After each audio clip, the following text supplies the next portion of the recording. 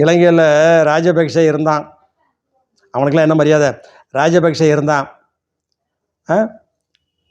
விலைவாசி படு உயரத்தில் போயிடுச்சு.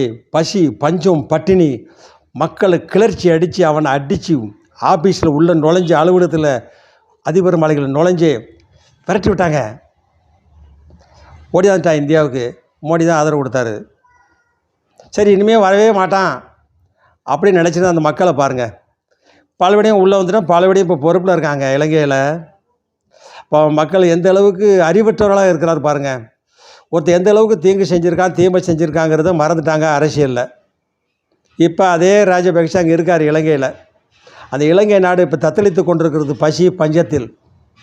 அதே மாதிரி அதிபர்களை எல்லாம் தேர்வு செய்வது போல் தமிழகத்திலும் தேர்வு செய்து விடாதீர்கள். இலங்கை போல் ஆகிவிடும், பாகிஸ்தான் போல் ஆகிவிடும்.